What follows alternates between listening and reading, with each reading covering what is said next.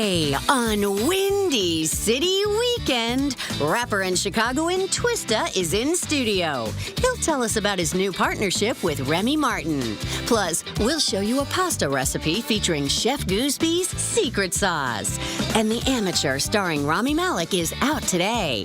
Film critic Richard Roper will tell us if it's a spend or save.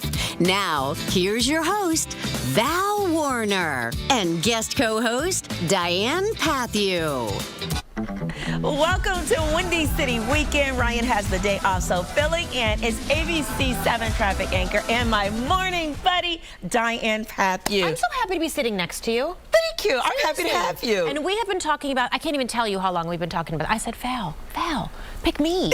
I want to co-host with you. Pick me. She's actually not telling the truth. She only said it once in passing. I feel like but I will say this, when Windy City Live, as we all know and love it, went away and I joined the morning team, Diane was one of the first people to take me in your office. See, I don't forget stuff. Take me in your office and you talked to me all about how you used to watch Windy City Live every day as a reporter here in the station. And our paths never crossed. So how did I know that you love this show? Of course, I saw you reporting when I was at home getting ready to come to Windy City Live. And then fast forward all these years and here we are together. But that's not even the real true story. The real true story is I've been watching Val when Val used to work at someplace else, doing traffic somewhere else. Right. They've recently put that on their show too. Like, oh, she can't say the other station. I mean, I have loved her since then, and I'm like, I just want to talk to this woman. I feel like we're going to have a lot to say to each other, and sure enough. Oh, well, thank you so much. So, Diane, you have been at ABC 7 how many years now? It's going to be 13 in December. Can you believe that? I know, 13 in December. It just flew by. And I mean, and you literally climbed the ranks here.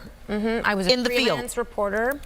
Shift was everywhere. Then I slid into the weekend mornings, and all of a sudden I was anchoring weekend mornings and filling in, and then Monday to Friday, and then traffic filling in, and then, you know, you just kind of, and then here we are. And then here we are. Bless her heart, and I slid into her very big footsteps. And now you can say Windy City Weekend. And now I can say Windy Guest co-host. You can put that on your resume. So let's get to what we do best and what you love is host chat.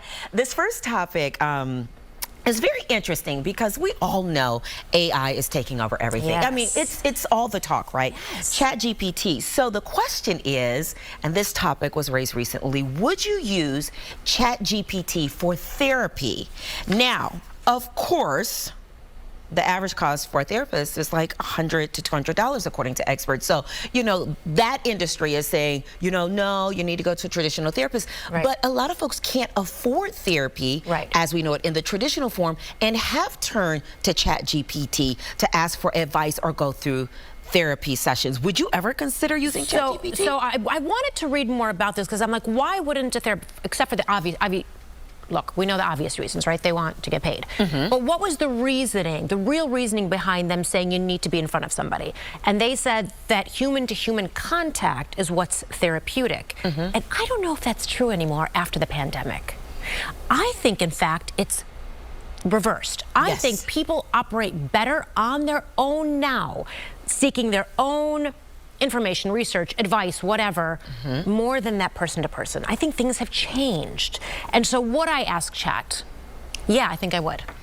I agree with you. That's one thing I feel like the pandemic taught us, period. I mean, that life as we knew it doesn't have to be life as we know now. I mean, work from home, going to therapy online with an AI robot. It is a weird concept to think about. Like, who am I talking to? Who's giving me this advice? So I decided to try it. I had a little situation. And this is a true story. I mean, this is not, like, she's not making this up. She really did do this. No, actually. So I have a situation where a friendship became fragmented, let's just say that, and I think about the person all the time. I made a few attempts to reach out.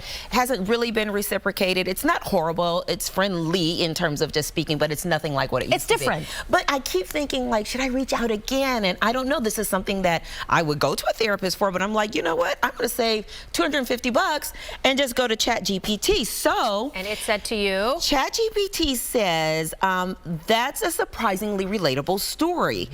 It's wild how something as small as ...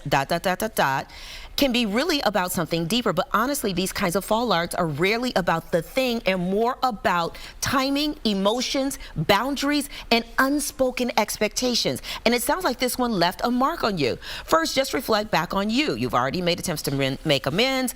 That takes a lot. You cared enough to try more than once. That says a lot about you. So the question becomes, what would reaching out again be for? Is it closure? Is it hope that maybe this time is different? Or is it a sense of unfinished business still tugging at you? If you do reach out again, I recommend something like this. I'm not going to read you what they suggested, but I think that's pretty sound advice from a robot. That's very good. Very good, because listen to what it's saying to you. You think about why you're doing this. I want you. So it really is saying, I'm going to give you some suggestions, but you're going to have to come up with your answer. Did you come up with your answer? Yeah, no, not yet. I think I need more ChatGPT. I think I need more ChatGPT sessions. But the whole moral of the story is you tried it and you were happy with it. Yeah, I would again. I would definitely go back to ChatGPT and ask, just even in a pickle for something that maybe I'm struggling to say or articulate, or a sentiment that I want to express that, you know, I can't get into. I do have a therapist, but I can't maybe get in touch with them, you know, and get an appointment. I think this is a good go-to. I really do. All right, let's talk about this. Oh, I love this. This is a good one. So there's a mom-to-be whose in-laws say it's very traditional for the boys in the family that are born to be named after the grandfather. So the mother-in-law wants the soon-to-be grandchild to be named John or Henry. Well, the parents, both. The mom and the mom-to-be and the son, the mother's son, don't want John or Henry as a name. In fact, they've already picked another name, and they were going to surprise the family with a name once the baby got here. Well, mother-in-law comes to visit. She's got treats, she's got gifts, and she's got Henry embroidered on a lot of the gifts. So what does the mom-to-be do? Look, it's her baby. If she has to, I'm sorry. If she has to carry that baby for 9 months, she's the one who's got to get it out of her body. She gets to choose the name. And especially if the father of the baby is also on board with her. That part. He's saying, I don't want to name my kid the traditional. They want to break the family tradition. And there's nothing wrong with that. I don't think that older generations should enforce newer generations to hold on to those traditions. And they did come up with a solution. I believe the couple said, we'll put that as the baby's middle name, like Henry or John is the middle name. And I think that's kind of like, I would think that that's a good solution. That's a perfect solution to solve. That's a great compromise. Right? Like, but the problem is the mother-in-law said, well, I'll just call him John and Henry. And it's like, oh. See, I think the mother-in-law should lighten up. Lighten up, Francis. I think, I mean, you've had, serious. You did your thing. Kid. It's not. So, that is a tricky one, but tell us what you think online. We were curious to see what you say on Instagram. All right, before we take a break, you want to tell folks about something? What do I want to tell you about? Yeah, we want to know about a new opportunity, let you know about a new opportunity. So we're excited to offer you, the viewer, a chance to win a very special trip to attend a taping of Tamron Hall's Mother's Day show. This includes a fully funded trip to New York, hotel accommodations, a Visa gift card, and so much more. So to learn about how to enter for your chance, this would be a nice like mom surprise if you did this, right? To learn more about this giveaway, head on over to abc7chicago.com/promotions. All right, coming up, quick break here. Rapper and Chicago legend Twista is in the house. He's going to tell us a little bit more about his new partnership with Remy Martin. And later, film critic Richard Roper will tell us if the new series Your Friends and Neighbors is worth a watch.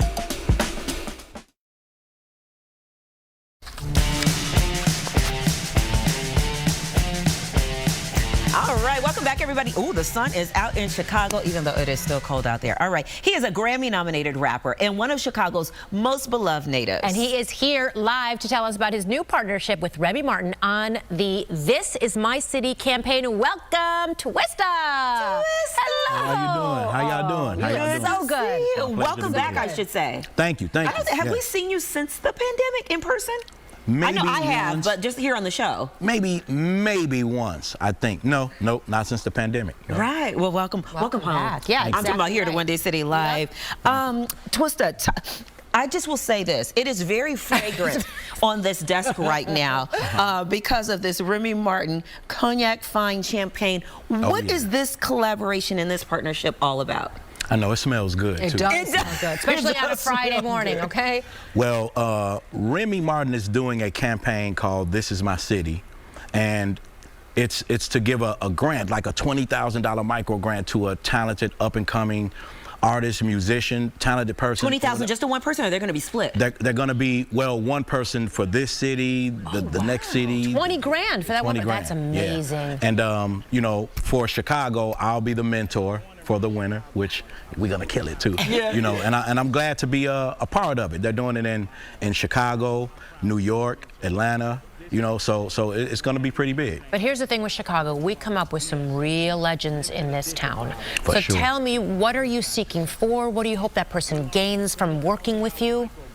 I hope this is like a launch for their career or just their dreams in general, because I'm always willing and down for somebody, you know, going for theirs, and I'm looking for opportunities or happy when I see them get something like, ooh, they received an opportunity. So for Remy to be doing this, me coming up, knowing how I came up, I'm like, this is the perfect opportunity for a new up-and-coming artist, entrepreneur, somebody that's in this field to make it. So I was definitely down to be a part of it. Let's talk about you coming up here in Chicago. South side or west side?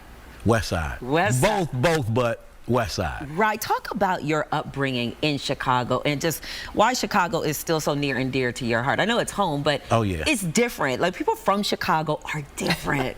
Yeah, Chicago has that feel, you know, I mean, Shaka Khan, Buddy Guy, I mean, we could go on and on. Bernie Mac, we could just go on and on, you know. So it's so much happening with the city. I'm so proud to be a part of it. And I think if people really knew the history of Chicago, they would really understand how much of an impact we had on the country, you know. Yeah. I want you to reach out to they might not be watching young people, but maybe their parents are.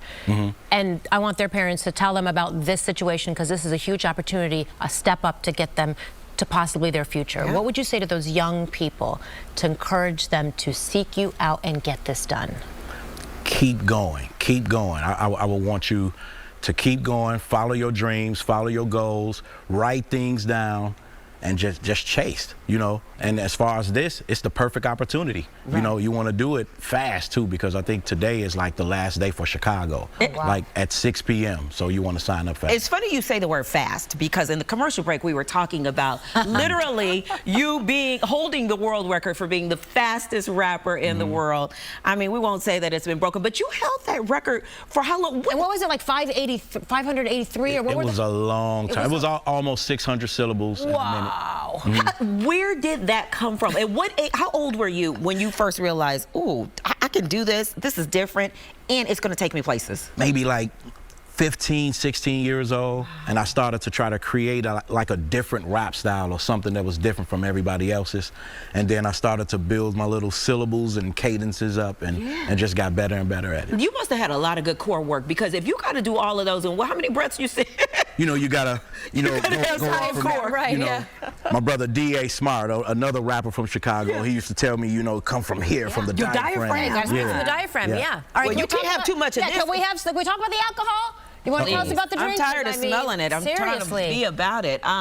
So, do you have any influence or say in the product or whatsoever? Well, no, Remy has always just been a great product overall, so I was definitely down to be a part of it. It's always smelled good to me, you know, and I think you with this particular bottle, it's a special one, because with the box you can scan the QR code so that you can sign up for this too as well. So, you know, but this smells good. I mean, so outside of this partnership, what else have you been up to? What are you working on? Just a new project right now. Definitely working on a new project with some other brothers from Chicago. It's kind of top secret. In the rap world? Oh, in the rap world. Secret. Yeah, you'll know them. I'll tell you about it. Oh, so you're gonna make the exclusive drop here on Windy City Weekend, though, right? Of course. Okay. Of course. Well, can we cheers to your future endeavors and the future endeavor of the person who wins this? For sure. Cheers. Let's do it. Cheers. And look, I like how your pinky is out. Thank you, sir. You got to do that. When you're drinking Remy, you just... Yep. That's class. Oh, that's tough. That's tough. Oh, Mother May I, that's good. Yeah. Yes. That'll help you sing and rap and do whatever you need to do right there. Wow. Thank you so much, Twista, for stopping by. We love you. We appreciate you. Thank you so much for all of this. This is a huge opportunity for I really appreciate it. Yeah, absolutely. As Before I let you go, yes. real quick, who in Chicago do you want to collab with that you haven't yet? In Chicago that I or maybe not even Chicago. That I Who's up and coming artists that you want to collab with that you haven't yet, that you see out there, you're like, I want to do something with them? It's a bunch of them, but just off the top, Jadakiss. Okay. Jadakiss. Me and Jadakiss have never been in the studio getting it in together. Okay, so not Kendrick or Drake? Of course. I love Kendrick, Drake, all of those artists, but definitely Jadakiss. That's one of my favorite rappers. Okay. You heard it right here. So if you are a local creative, by the way, you still have time to apply, as Twista said, for This Is My City microgrant to receive $20,000. Head on over to our website, abc7chicago.com for more information, and good luck to you. This is something I'm going to say for one of our upcoming guests, Richard Roper. I think he might enjoy this. Oh, yeah. See, always thinking about you, Richard. All right, coming up next, a special pasta recipe including Chef Goolsby's secret sauce. And Oscar winner Rami Malek stars in the new film The Amateur. Richard Roper, as we just mentioned, will tell us if it's a spend or a save. We'll be right back.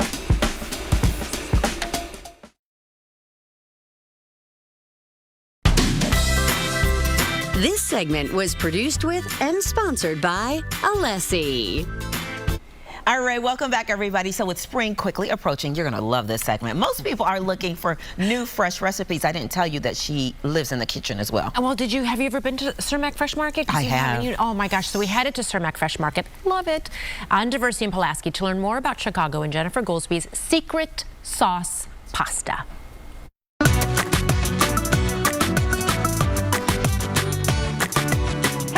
I'm Jennifer Goolsby, and I am a Chicago mom, very busy mom, and so I'm here to teach you a very fresh recipe for the springtime. This is my super simple secret sauce, and we're going to be using Alessi products today. They're straight from Italy, and your quality is going to be as good as your food, I hope.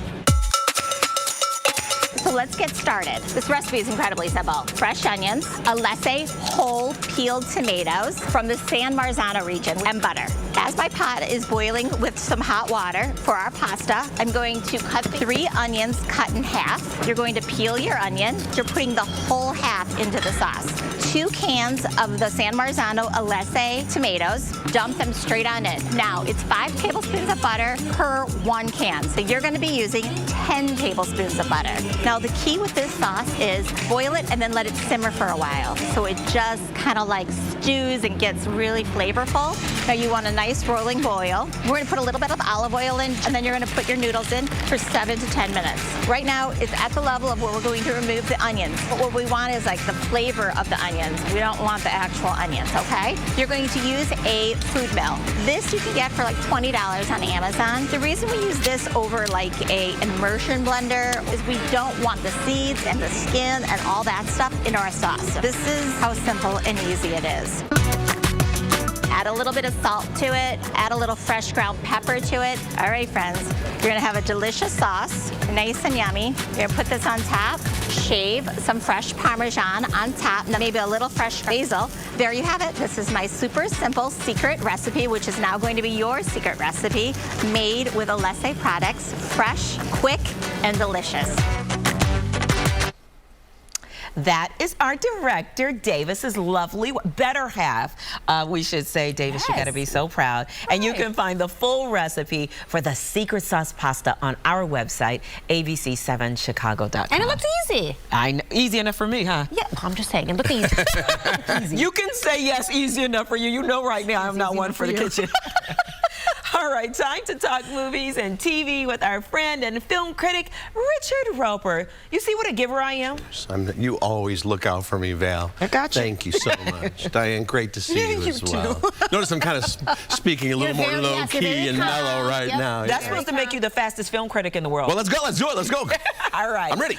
Okay, so let's talk about this one. This first one, Oscar winner Rami Malek plays a mild-mannered CIA tech expert who vows to get revenge on the terrorist who killed his wife. Rich, what did you think about The Amateur? Oh, this is a big spend. It's not very realistic, but it reminds me of those thrillers from the 90s, you know, really slick, great looking. You got Rami Malek, you got John Bernthal there, Lawrence Fishburne, so you have all these A-list actors. It's an over-the-top action movie, you know, he's going to get revenge on the bad guys. We know how it's going to turn out, but it's really high quality, slick B-movie stuff. And he does like the tech angle, the tech acting stuff. He does really well. You would believe that Rami Malek is that computer guy, Right. the IT guy who then has to get tough and get his revenge. Yeah, exactly right. Well All right. done. Next is another new theater release this week. Drop is about a widowed mother who goes on a first date that turns terrifying. Spend or save. Diane, this is a spend. Now, this one's even more ridiculous. Now, you see that shot right there? You can tell that's Chicago in the background. Now, a couple weeks ago, we talked about a movie called The Working Man with Jason Statham, which was set in Chicago,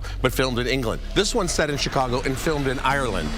What's next? Scotland? Greenland? You know, so it's because of tax breaks and things like that. Cheaper. So it's about this woman, she's on a date, and Drop is for like a digital airdrop, you know, and she starts getting messages saying, if you don't kill your date, we're going to kill your family. Wow. So it's one of those crazy, over-the-top, almost all of it takes place right there, and it's a fictional restaurant, but kind of like a new take on an old Alfred Hitchcock movie. And that's Megan Fahy. She was in season 2 of The White Lotus. Yeah. She's terrific in this one. Very good. I got to catch up on that White Lotus. I'm so behind. Oh. Okay, and last but certainly not least, John Hamm. I just love him. Yes. Plays a disgraced hedge fund manager in Your Friends and Neighbors who resorts to robbing his wealthy neighbors for much needed cash, but ends up discovering many dark secrets about them. What are we doing with this, Rich? Another spend. John Hamm, he looks like he wakes up in a suit or a tux and just rolls out of bed, right? He's perfectly suited for this role, but it's kind of an opposite take on the Don Draper character. This is set in modern times. He's a rich guy who loses everything and then has to become a high-class, high-end thief.